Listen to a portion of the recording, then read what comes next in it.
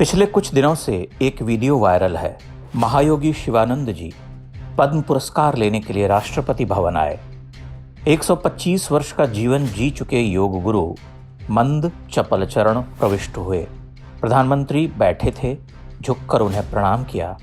प्रधानमंत्री ने प्रत्याभिवादन किया। उस क्षण मोदी जी क्या सोच रहे होंगे? निश्चय ही वे कृतकृत्य हुए होंगे। शिवानंद जी मुड़े, राष्ट्रपति तक जाते हुए 2 बार दंडवत हो गए। 125 वर्ष की आयु में पद्म पुरस्कार की पहली सीढ़ी पर चढ़ते हुए वे कैसे झुके?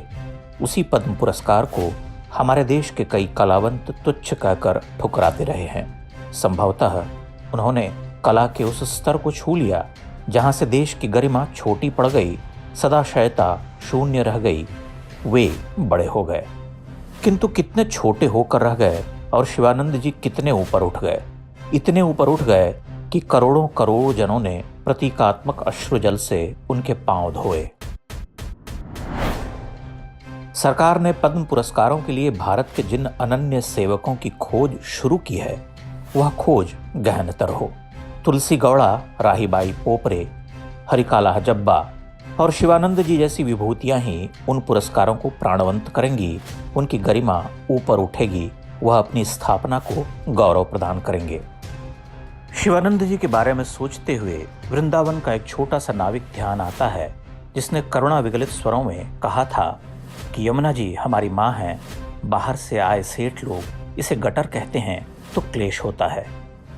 दोनों की मूल चेतना एक है, जबकि वह नाविक अति साधारण मनुष्य है और शिवानंद जी अति विशिष्ट मनुष्य हैं। परंतु दोनों ने अपने निज को उसे सौंप दिया है जिसे हम भारत भूमि कहते हैं। दोनों का अपना अहंकार कुछ नहीं है, दोनों उस माटी से एकमेक हैं। कला या जीवन की साधना का अर्थ उसे मुक्त करना है। जहां कला की साधना अपने दर्प के नीचे दब गई, वहीं कलाकार की काया भस्म हो गई। साधना जाती रही, कुछ शेष न रहा। जो कीर्तियां उसने कमाई वे तत्क्षण लुट गई। योगाचार्य ने अपनी साधना से स्वयं का इतना परिष्कार किया कि वह स्वयं कला हो गए और उनका अपना अस्तित्व उस महत्तर साधना में गल गया। साधक ने सब कुछ तो उस अनंत सत्ता को सौंप दिया जिससे उसे मान मिला। मोदी सरकार तो बस एक जरिया है। वह नाविक जिसने पिछले 25 वर्षों में स्वच्छ यमुना को प्रदूषित होते हुए देखा, जो हर बार अपनी नौका धार में खोलते हुए एक कचोट से भरता रहा कि अब इस जीवनदायिनी नदी के तल से सिक्के न ढूंढ पाऊंगा, वह भी तो स्वयं को उस अनंत सत्ता को सौंप गया है। उसके लिए केवल एक आशा रह गई है कि एक दिन यमुना पुनः निर्मल हो जाएगी। भारत इसीलिए बचा हुआ है कि उसे करोड़ों करोड़ जन साधारण सेवते हैं। ऐसे अधिकांश लोगों की आंखों में बड़ी निर्मलता होती है। उसे आप 10 देंगे तो सांकेतिक रूप से 20 पाएंगे। भारत की यही अनन्य साधारणता, उसका मानवता बोध पश्चिम के लोगों को यहाँ खींच लाता है। यूरोप के साफ सुथरे शहरों से जो भीड़ वाराणसी वृंदावन के धूल धक्कड़ में भटकती है, वह क्या खोजने आती है? वह जिस अकेलापन और विखंडित समाज को जीती भोगती है, उसका ध्वंस भारत में ही होता है। वह भीड़ देखती है कि भारतीय हिंदू जनमानस का ईश्वर कितना मानवीय और प्राप्य है।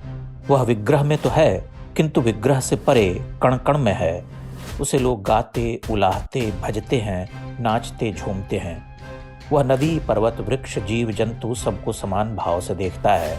इस एकात्म में पश्चिम का पीड़ित मनुष्य रम जाता है और गा उठता है, हरे रामा हरे कृष्णा। वह घाटों पर साइकिल से भटकता है। सफेद साड़ी पहनी विदेशी स्त्रियां नंगे पांव घाट को जाती हैं। शिवानंद जी ने यह सिद्ध किया कि मनुष्य की अपनी उपलब्धियों की आयु एक उल्का पिंड जितनी है। अभी दीख पड़ा, अभी बुझ गया।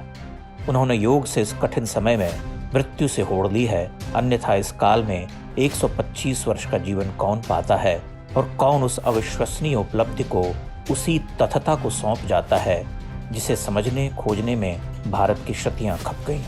शिवानंद जी, तुलसी गौड़ा और वह साधारण नाविक भारत की आत्मा हैं। उनमें कोई विभेद नहीं है, कभी नहीं रहा। वही नाविक केवट था जिसे श्री राम ने अपना बंधु कहा था।